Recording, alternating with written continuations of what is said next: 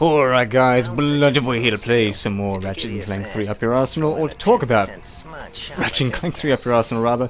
Did the commentary for this one and rambled a lot. I haven't recorded commentary in so long that it actually took me a while to get back into how to do it, and I was going all over the place. There was no consistency, lots of pausing. And I can tell the story that I told in a much shorter span of time. I was also incredibly tired. I wouldn't say tired, I'd just woken up, I think is a better explanation, so I was kind of out of it. Although I will warn you up front, I did 2 episodes straight.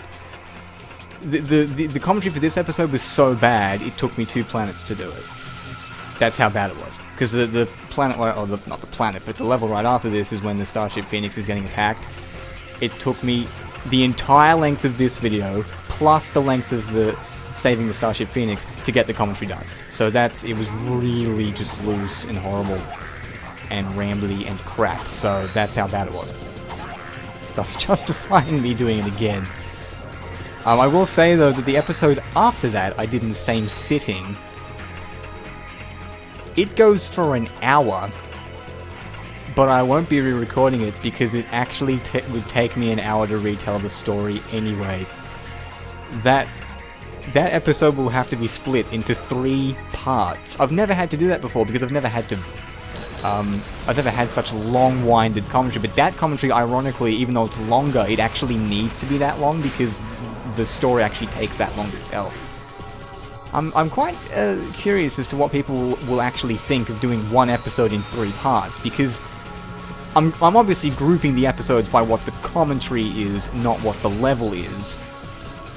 Because the commentary does all fit together. It's the same story, just taking a long time to be told. So I'm quite interested in how that's going to pan out.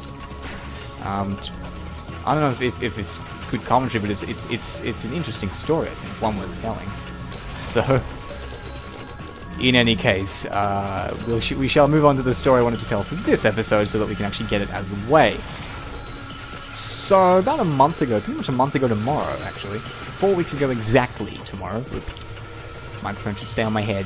I was invited to, or went to rather, I was invited way beforehand, but I went to a friend's, not even a friend, someone I know had a 21st party and I went to that. And, I mean, I'm never invited to these things, right? I've never been invited to a drinking party or anything. Maybe because I'm still going through puberty, but, I'm not invited to these things very often, so I thought, well, we should make the most of it. I've got to get myself in a good mood and, get myself hyped up for this and make the most of it, because I'm not going to get an invite to something like this for a long time. Or I might not get an invite to something like this for a long time, so while I'm there I should make the most of it. And I went to this guy's 18th. He's not a very close friend, he's like a family friend kind of thing. Person I actually have not been to his house or seen him since his 18th, so 3 years. Very long time. So my connection to him is pretty weak. We don't talk, or we're not on Facebook, we don't chat. Pretty non-existent connection going on here, but we do know each other, so, you know. It's not a complete stranger we're talking about here. But of course, having said that, I do not know anyone at this thing. I'm gonna be a black sheep. I don't know, these are all his friends from fucking uni. I don't do uni with him. We go to the same uni, but we don't study the same things. I don't believe I've even seen him at uni before. To give you an idea of how connected we are. But in any case, I saw it not as a thing to be afraid of, but a thing to embrace, because it's like, well, there are 3 people. Fucking what the fuck, 3 people? Where did I even get that number from? I don't even know why I just said 3 people. The number 3 does not come into this story in any way, shape, or form, let alone any number of people who were there. The number of people I'm talking about right now is 1, and the number of people at the party was like 20. Well, the number of people there my age was probably 20. So I don't know where 3 came from. See what I mean? Got to get back into the spirit of this commentary thing. I've got no idea what I'm doing. I can't even count anymore. Yeah, I never see the guy at uni, so it's like, I don't know his friends, but I didn't see it as something to be afraid of. I saw it as something to embrace. I've got quite a few new people I can meet here. I don't know anybody. It's going to be a clean slate, fresh fresh start. No one's gonna know me. I can jump right in and maybe make a friend or two. Maybe, like, I even thought I might be able to flirt with a woman. Like, that's how fucking hyped I was for this thing. I was looking forward to this for a while. Pretty pumped about this.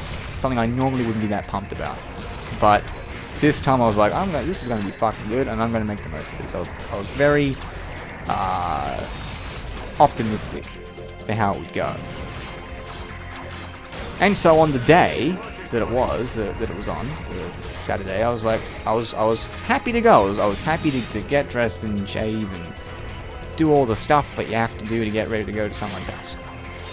I was looking forward to it, to put it bluntly.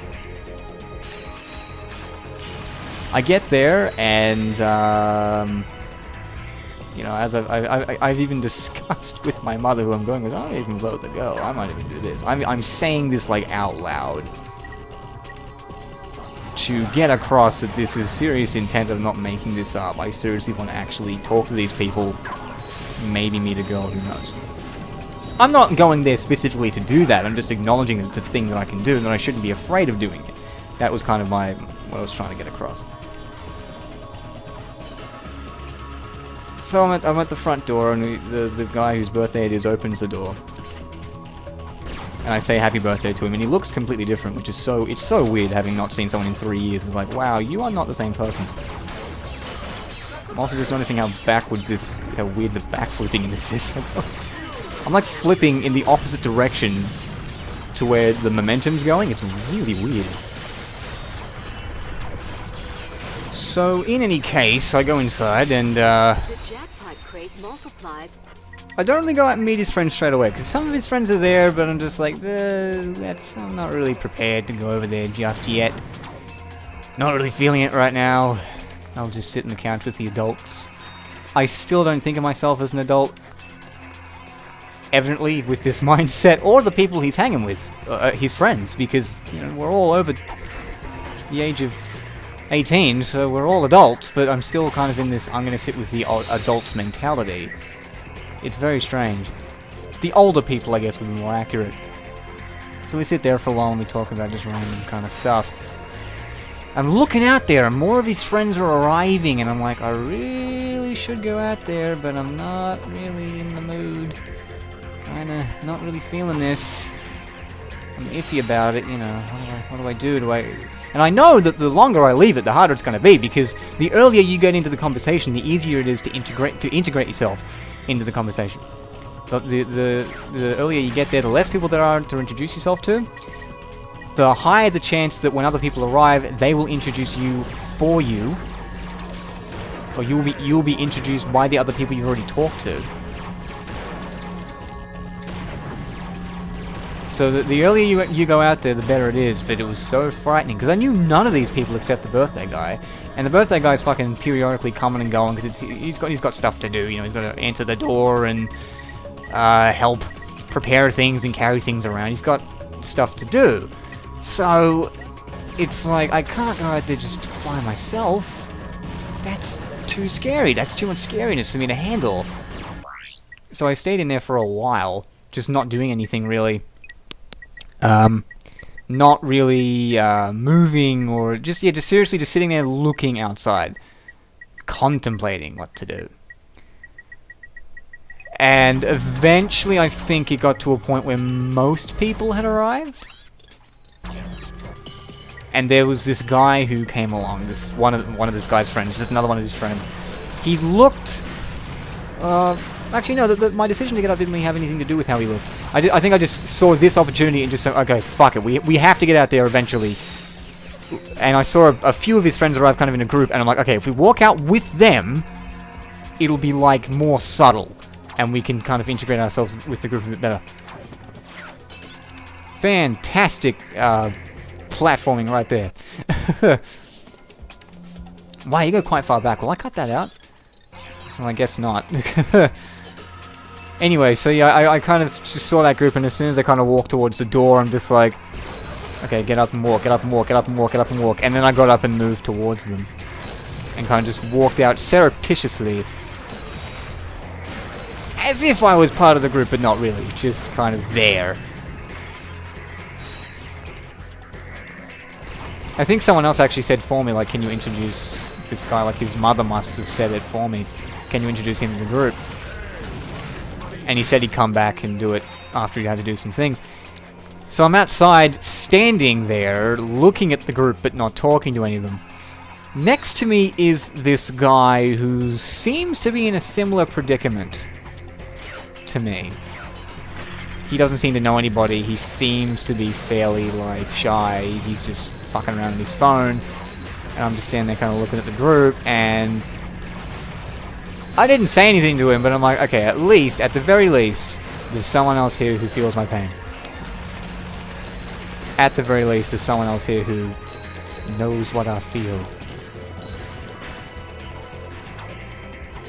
And I think eventually he got back and he introduced both this other random dude and me.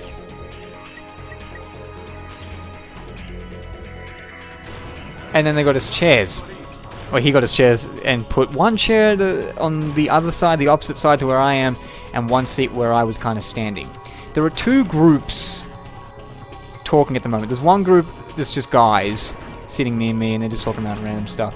And there's another group kind of on the other side with some guys and some girls who are talking about just other stuff. And the other guy got the seat on the other side, so I'm stuck with the guy group, the all-guy group. Unfortunately, the all-guy group is just talking about drinking and getting drunk and parties they went to and shit, which is extraordinarily boring and not relatable given that I don't do any of that shit. So I'm stuck there kind of going, well, can't relate to this group, and I can't move the chair because there's no room on the other side of the thing anymore. And the other guy, who I once thought was shy and timid and wouldn't really say much. I was dead wrong about that. He was fitting right in. I think he knew people on the other side of the thing. I think he was only being introduced to some of the people. He must have known the people in that other group because he was getting on with them quite well, as if he already had spoken to them. So, yeah, kind of got fucked out of that one. But yeah, I was sitting there and I couldn't relate to these people. I just couldn't. They were just talking about alcohol and stupid shit. The people on the other side, the other group where the guy was sitting, the other guy, they were talking about uni and what they were studying and stuff like that. Not being ridiculously intellectual or anything, but they were talking about things I could at least relate to. The people on this side were talking about just random, completely unrelatable shit. And it's just like, well, I can't move over to the relatable group. I can't talk to the group that I'm sitting near. I really don't have much of a choice but to take out my phone and just start messing around. Because at this point, it's either sit here looking awkward while doing nothing, or fuck around on my phone and make myself look busy. So the phone seemed like the obvious choice at that point. So I kind of make it a goal now at social things not to resort to using the phone, so it's kind of like receding back into my shell, but at this point I had no choice. I really didn't. In any case, I think about 15 minutes after I started playing on my phone, I was playing Super Mario Bros. 3 with an emulator, and some girl behind me, they must have been just walking around, said, "Oh wow, is that like a Mario app on your phone?" And I'm like, yeah, I can play Mario on my phone. It's like an app that allows you to play old games on it. And she's like, oh cool, like how does it work? And I explained to her what it was. It was an emulator, you could play old games on it. You had to source the games from another site, but the program allowed you to play them on any phone. You just got the thing from the App Store and downloaded it for free, and it all configured itself rather automatically. And stuff like that. And she seemed really interested in it. Not like romantically or anything, just curious about what I was doing. I'm like, oh, cool. So, but before I could fucking continue the conversation, we must have been talking for only like 60 seconds or so. Some other guy came along and started talking to her about something else. I'm like, ah, crap. I need a question. Like, do you like Mario, or do you like old games or something? I couldn't think fast enough. Again, it wasn't like because she was a girl, I was like, ooh, let's flirt with her. I was just like, cool, I'm talking to somebody. I'm having a conversation about something I can actually fucking talk about. But nope. Ended too soon because she was distracted by someone else. So, That didn't last for long. That was pretty much the only social interaction I had the entire time. With another person directly. Before they started eating food. And they had dinner and stuff, and they did all the speeches, and they had the cake. And that was all fairly standard. Nothing out of the ordinary there. But I was given the task because the mother of the person whose birthday it is friends with my mother. That's the connection we're talking about here. And because of that, I was given the task of taking pictures of everybody. They gave me the camera to say, take pictures of the speeches and the cake, and after the cake's been distributed, take pictures of people just hanging out and having fun. Just take pictures of the party, basically. And I took pictures of the speeches and the cake, but after we got out, I couldn't take pictures of the other people. And again, remember, there are two groups. There's those guys who were kind of outside, and then after the cake, the other group who was on the other side, they moved up to a different room. So I'm like, well, I'm probably going to have a better chance of fitting in with that other group. So I went up there instead. Even when I was up there, I couldn't get a word in edgewise. They were also talking about things. By this point, they were talking about things I couldn't relate to. They were all fucking personal anecdotes. Like, I didn't know what they were on about. This time, it was all, oh, you remember that one time this guy did this thing? Oh, that was really cool. Remember that time that person said that thing? Oh my god, she's such a bitch. She's so stupid when she does things like that, man. It's this personal stuff. I just can't, like, I'm finding it hard to even give a shit, let alone relate. It's like, what the fuck do you do? And I can't interrupt them because they're having a conversation. If they're having a conversation, should I not just leave them alone and allow them to have that conversation? Isn't that the right thing to do? Like, I don't fucking know. So I'm just standing there with this camera in my hand going, what the fuck am I supposed to do? I don't want to interrupt them and interrupt their conversation to take pictures of them because that's rude and I don't feel comfortable doing that. Even though I know damn well in my head that if I was part of the conversation and someone else asked to take a picture of me, I'd just be like, cool, whatever, smile, cheese, and then 10 seconds later I go back to the conversation, not judging the person at all who took the picture. I just know they were doing their job, but for whatever reason, when I'm doing it, it's different. Like, it just doesn't feel right. My reaction to it is just, no, I can't do that, it's not right. It's just really weird how I can't escape that reactionary feeling to it. I just can't, even though I know in the back of my mind that it's a perfectly fine thing to do. And yeah, I just stood there just not being able to take pictures of them. And I knew I shouldn't take pictures without asking them because, one, that'd be a bit creepy, and two, the pictures wouldn't come out very well. I did think it would be better to take pictures while they'd been asked, because then they'd be able to pose and smile and make funny faces and whatever, rather than just taking pictures of them randomly talking and having awkward mid-sentence faces. You know, those faces that, you know, they didn't mean to make that face. The only reason they made that face is because you took a picture of them while they were saying a funny word, and that's why their mouth is open and crooked and shit. You know, so I couldn't take any pictures. I just stood there with the camera in my hand going, what the fuck am I supposed to do with this thing? And eventually I just put it in my pocket and gave up. The birthday boy's girlfriend came up to me and just started talking to me. I think she kind of felt sorry for me and saw me just on my own and started talking to me. Just like the introductory stuff. Who are you? What do you study? What do you do? And once I started talking to her, it's like, all right, fine. I can have a conversation, a one-on-one conversation about this kind of stuff. It's not that hard. This is pretty easy to do, but it's getting in there and starting the conversation is difficult. But again, she left after 5 minutes to go talk with other people because she wanted to talk to the other people. So I couldn't fucking, I could hardly maintain that conversation for very long, because she said herself, like, I'm going to go talk to the other people now, so I'll catch you later. And there was not a goddamn thing I could do. There was not a goddamn thing I could do. That conversation was destined to last fucking 5 minutes, you know? And I think about 10 minutes after that, I started playing Sudoku on my phone. Well, no, I think by this point I was playing Sudoku on my phone because I was just that bored. I think 10 minutes after that conversation ended, I just gave up completely and went back inside away from all his friends. And just started, like, sulking and borderline between sulking and crying, really. I was not in a good mood because I was like, I just can't. I just felt so helpless, like I just couldn't do anything. Like this was a failure to begin with, and I thought of like how high I aimed initially with this, like, I wanted to fucking flirt with a girl and make 1 or 2 friends. Like, what? I couldn't even talk to these people, and I was thinking so far ahead, it just seemed insane, you know? That I'd fallen so far short of what I wanted. Because those are like the initial things that I wanted. I wrote it like in my blog, like I want to flirt with a girl, maybe make some friends. This will be a great opportunity. But then it totally fell so far short of that. It felt so fucking awful. I don't expect you to understand. You'll probably look at me and think, I'd give anything for a body like that. For just 1 drop of his raw animal magnetism, 1 iota of his impeccable... Can we just skip to the end, please? Let's see, where was I? Sexy, charming, brilliant, iron, hard, abs. Ah, yes, but despite my outward appearance of utter perfection, well, Deep inside, you're a cowardly wuss? No, not exactly.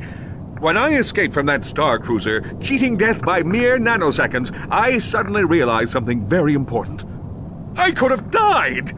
Me, Captain Quark! Imagine an entire galaxy with no more me!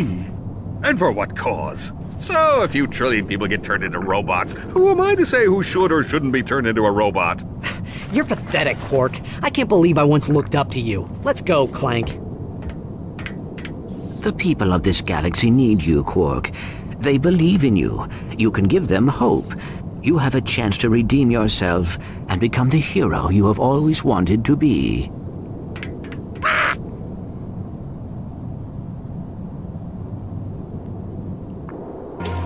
That thing he has his Quark suit on, that creeped me out as a kid. It just looked like, because it's got like balls for hands and feet. It's just like, what the hell? It just looks so strange. The way they've got it built up. It's like, ugh. So, yeah, I just felt really, really bad. And I think eventually my mother and the mother of the guy whose birthday it was, they just started talking to me about it because they noticed I was kind of feeling bad. But it was just awful that I wanted to fit in with these people so badly but couldn't because I don't drink alcohol and I don't. That's one of the main things I think it is. It's the alcohol, because I don't drink it, so I can't relax and I can't talk about it with them or talk about my experiences with alcohol because I don't have any. So it's just like, can't win with these people. I just can't win.